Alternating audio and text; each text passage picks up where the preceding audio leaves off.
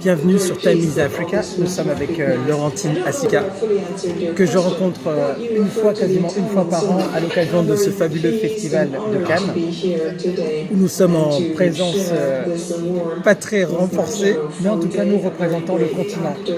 Laurentine, nous venons de sortir donc de la conférence de presse du jury, dans laquelle tu as posé en fait une question donc au jury, notamment par rapport à l'Afrique. Peux-tu nous reparler de cette question et de ce qu'elle a suscité à l'occasion de cette... Exactement, il fallait poser cette question. C'est vrai que le film dont je parle, Rafiki, n'était pas en sélection officielle. Pour moi, c'était une façon de savoir si le jury regardait uniquement ces films qui leur sont imposés. Est-ce que le jury ne prend pas aussi du plaisir à regarder d'autres films? Donc j'ai été très très heureuse de la réponse de Cataline, qui a dit qu'elle a regardé ce film même s'il n'était pas dans la sélection officielle, mais était dans la sélection d'un certain regard, mais que la problématique que soulève ce film, surtout au Kenya, où il est interdit de diffusion de projection, et que les deux actrices risquent gros. Donc la problématique que cela soulève méritait d'être vraiment mis au bout du jour ici, et surtout dans un festival où on ne parle pas très souvent de l'Afrique. Pour moi aussi, c'était une façon de dire nous sommes là. On parle pas, peut-être qu'on va parler des afros en général parce qu'il y a les Américains, il y a Spike Lee qui a reçu le Grand Prix et tout, mais il fallait qu'on parle de la souche africaine. On a eu 3 films sélectionnés cette année, même si c'est pas déjà ça, parce qu'il y a une grande production quand même qui est faite au niveau du continent. Moi, je voudrais vraiment que la participation de l'Afrique au Festival de Cannes cesse d'être comme une pépite de chocolat dans un gâteau tout blanc. D'ailleurs, à qui le dis-tu? Moi qui suis maintenant depuis quasiment 7 ans à travailler au sein du Festival de Cannes, à couvrir les conférences de presse, à couvrir donc les montées des marches, mais aussi à faire des sujets pendant toute l'après-midi ou les soirs. Et il est vrai qu'on se sent un petit peu seul dans ces conférences de presse. On a l'impression que nous autres Africains, nous pensons que c'est une affaire de blanc, quoi. Alors que non, c'est juste le 3e événement le plus médiatisé au monde. Quand vous voyez cette salle de presse, il faut savoir que c'est plus de 5000 journalistes. 5000 journalistes. 5000 journalistes qui viennent du monde entier.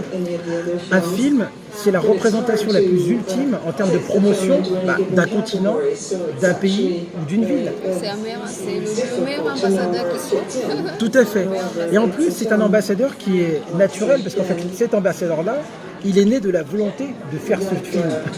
Voilà, c'est pas quelqu'un qui est mis en place politiquement, ça n'a rien à voir. Donc c'est là où, quelque part, justement dans Time is Africa, nous voulons justement lancer un mouvement. Un mouvement pour que, dans tous nos pays d'Afrique noire, nous créons des émissions sur le cinéma. Mais pas simplement juste à l'occasion de la sortie d'un film, mais aussi par exemple, où on est notre industrie noire africaine du cinéma. Voilà, aujourd'hui il y a une génération qui très rapidement fait des films. On a des moyens beaucoup plus légers pour faire des films hyper impactants, mais il faut aussi quelque part créer une sphère. Parce que quelque part, nous avons effectivement le FESPACO, mais il faut une vraie synergie. On a aujourd'hui plus que jamais les moyens de pouvoir le faire. Et bien justement aujourd'hui, on synergise déjà. Moi je suis originaire du Ghana. Ok, hein? Hello Accra. Ok, Accra, we are here to represent our continent. Ok, so tout ça c'est pour dire que on aimerait que l'année prochaine il y ait plus de journalistes africains, qu'il y ait plus de producteurs africains et que même limite, il n'y a même pas une African Night. Pas du tout. J'ai été à la Beijing Night. Les Chinois n'étaient même pas là il y a 6 ans. Il n'y avait pas un Chinois. Aujourd'hui, par contre, ils ont mis une stratégie. Ils ont compris. Et même les Belges aussi. Ils avaient tout un bateau. Ils sont venus avec un bateau. Tout à fait. On ne peut pas louer le pavillon, mais on a un bateau pour chaque soir. Ils avaient des événements, des acteurs partis et même des projections de leur film. Moi, je suis allée voir parce qu'il y a une Camerounaise qui a une visa belge là-bas et qui proposait des pop-corn. Je l'ai rencontré, Anaïs, je crois. Annick, Annick, tout à fait. Oui, My Bebop. Yes, My Pop. exactly. Donc vous voyez justement, c'est le moyen et c'est l'un des meilleurs moments de rencontre. Alors, on passe un message à la nouvelle génération. L'ancienne génération est là pour nous coacher, pour nous apporter son expérience, mais il faut que la nouvelle génération... Mais il faut faire des films, c'est simple. Ça pourrait être un film aujourd'hui. Voilà. Aujourd'hui, Laurentine rencontre Désiré. Il est du Ghana, mais il travaille en fait à l'occasion du Festival de Cannes. Elle a fait tant de kilomètres pour venir ici. Ok. Ça commence par une discussion comme ça, mais aujourd'hui, moi j'ai vécu un rêve. Spike Lee a eu en fait le grand prix du jury. Moi je fais partie de la génération de Spike Lee avec Do the Right Thing. Je l'ai vu, non seulement j'ai eu un cadeau extraordinaire, j'ai pu l'interviewer. Et ça c'est quelque chose de fabuleux. Ça sont des choses qui arrivent justement au Festival de Cannes. C'est à nous de créer nos propres opportunités. En tout cas, rejoignez-nous, il faut rejoindre ce mouvement justement. Tia, ok, ça veut dire dans ma langue Nzema, ça veut dire en marche quoi. Ok, c'est pas Macron. Hein. En tout cas, rejoignez-nous. On aimerait qu'on soit plus nombreux dans cette belle salle justement de presse. Voilà. Rejoignez-nous et ça va être quelque chose de fabuleux. À tous les cinéastes, à tous les acteurs, les réalisateurs et les producteurs. Moi, je voudrais vraiment appeler les politiques à prendre conscience que l'industrie culturelle fait aussi entrer des devises dans l'économie.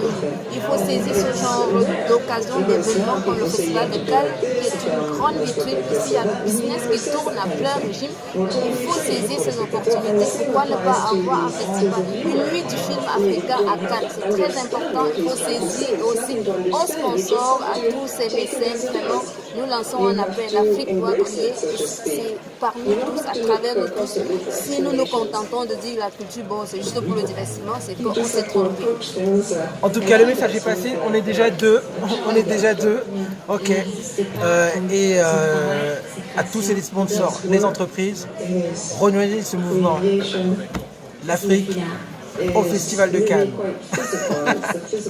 Ciao, ciao. Tia.